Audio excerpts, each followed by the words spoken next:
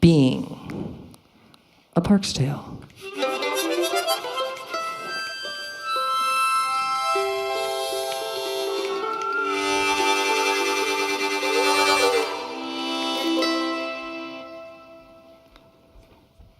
Imagine, if you will, a calm night, the silhouette of a great mountain against a clear, starry sky, the moon full and bright.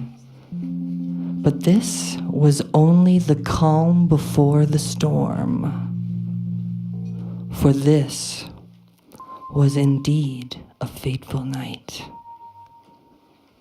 On this night, the mountain seemed to be getting restless. It quaked violently, as though waking from a lucid dream, shaking off the already fading memories. Then, with an earth-shattering noise, the top of the long-sleeping volcano erupted, throwing a massive cloud of cindering ash, floating like sparkling snowflakes, of billowing flames, roaring like hungry lions, and of chokingly thick smoke high into the air, blacking out the moon and stars.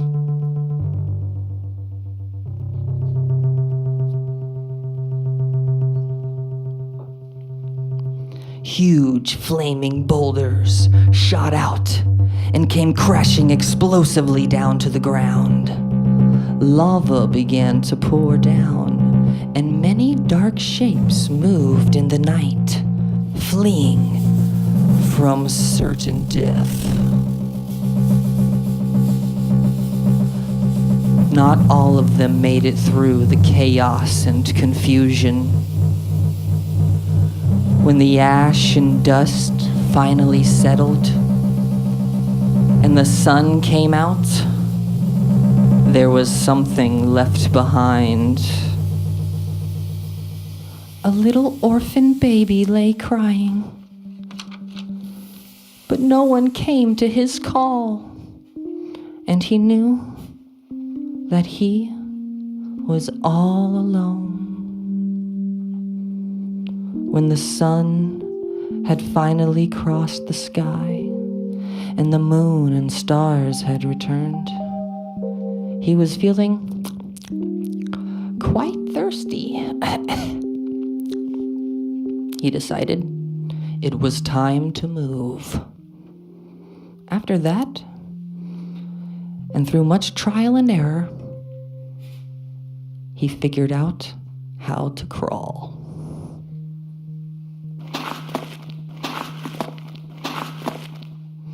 Next, it was time to choose a direction. He stretched out with his senses and found that his night vision was excellent. He could see everything with perfect clarity. He found that there were many smells, some nice and some not so nice. He found that he could hear a vast range of frequencies. And in the distance, something sounded wet.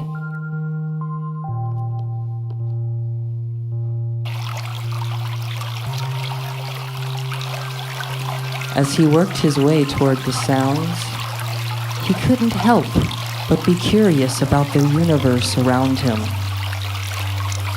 How does it work? He thought. Also, why do things do the things that they do? By the time he reached the river, he still hadn't found an answer. He drank deeply of the water and was refreshed. He noticed some funny fish jumping out of the water and into the air, only to come splashing back down into the river. They seemed to be swimming against the current of the rushing water. I wonder where they're going, he thought. They didn't seem to understand him when he tried to ask. So, he supposed following them was the only way to know for sure. As he traveled beside the river, he grew bigger and stronger, and eventually even learned to walk. Often he would stare up into the night sky and wonder what the stars are and why the moon sails by, always changing in shape. The more he watched, the smaller he felt. And along with that came the loneliness.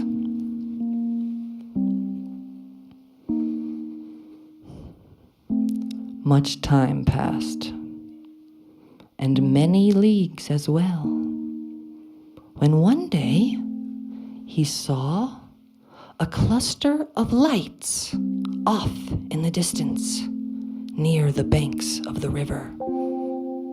Having never seen this before, he felt compelled to investigate. He soon saw that the lights were in fact coming from structures made of dead trees, and inside there were things moving around. He was wildly excited and went in for a closer look. Through the hole in the side of the cabin, he saw a family having dinner together. The big, strong one was kissing the soft, pretty one.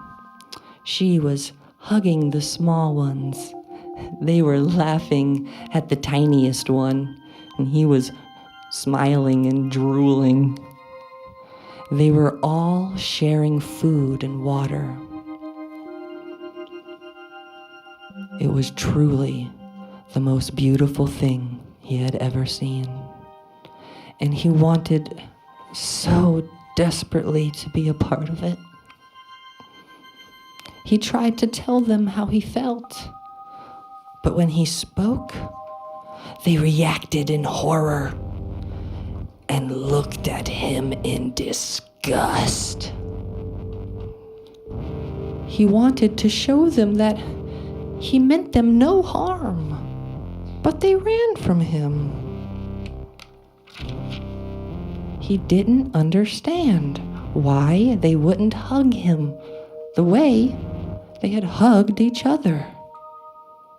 Soon they returned, but this time it was only the men, their faces contorted in anger.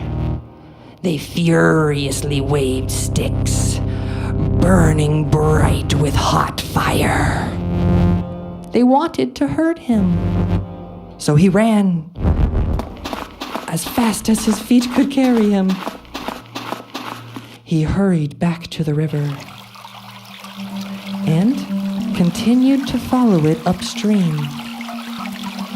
He climbed higher and higher into a strange and beautiful mountain range, all the while hearing the men in the distance behind them. But this time, they were not alone. He could hear the things leading them. Things with snapping jaws and vicious, hungry growls. Finally, he reached a clearing near the summit of a wide mountain. In the clearing is a pool of the clearest, cleanest, freshest, purest water he had ever seen. As he leaned out over the calm, still water, he saw himself for the first time. He had large, pointy ears and long, sharp teeth. He had gray, scaly skin and red, bulging eyes. He had 2 slits for a nose and very little hair. He realized then that he looked nothing like the beautiful family he had seen, and he would never be a part of their world. He was overcome by a heartbreaking sadness. A single tear fell from his eye, and he watched as some unknown force pulled it down to the surface of the water.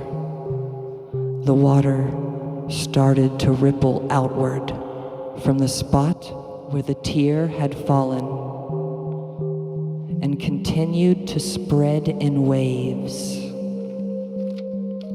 He watched as not only his reflection, but also the reflection of the night sky behind him began to move, swaying in and out, and side to side, up and down, pulsating in time with the waves. It was then that he felt the sensation of many points in his mind becoming connected, forming a pattern. And he had an epiphany. He stood, turned, and looked all around at the stars, realizing in that moment that from way up here, he could see more of them than ever before. He marveled as the cosmos unfolded before him. It was all so clear. Gravity, motion, time, space. Everything is connected and yet ever expansive. From the tiniest of teardrops to the greatest of galaxies. Just then, the dogs and hunters burst into the clearing. The dogs were drooling and snarling, their muscles curled tightly, ready to strike. The whites of their eyes and teeth stood out in contrast of their dark fur and red tongues. The hunters had long, sharp sticks with which they pointed at him as they shouted.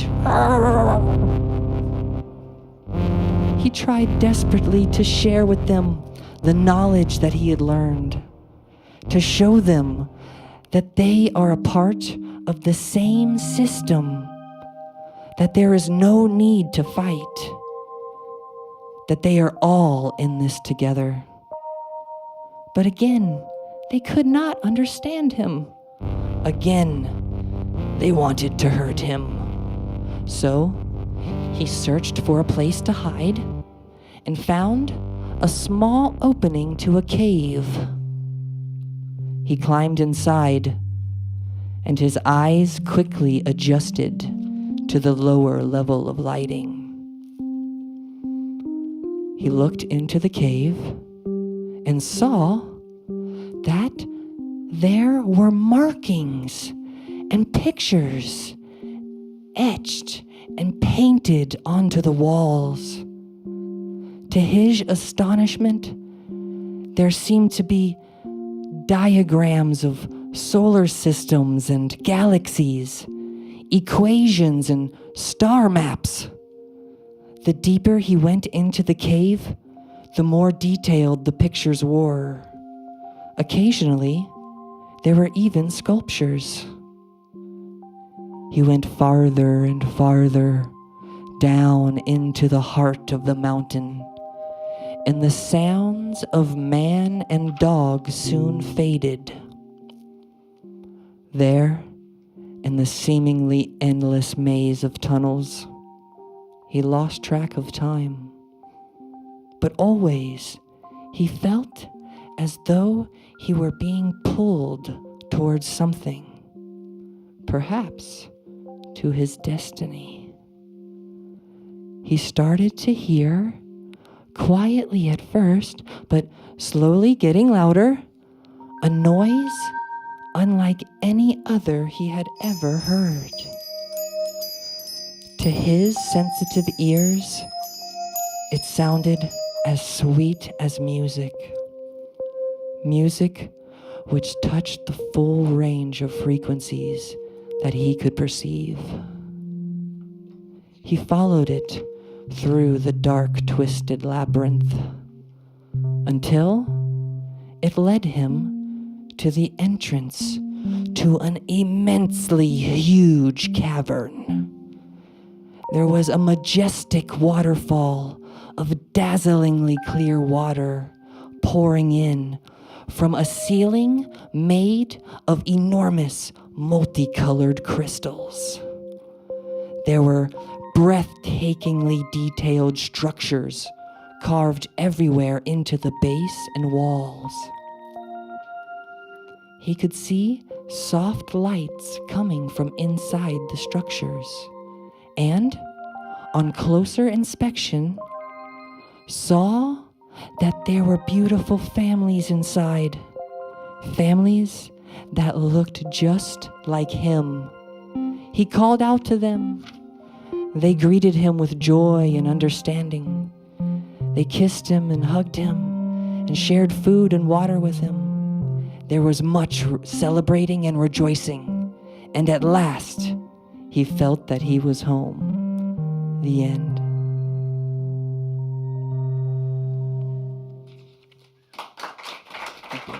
Thank you.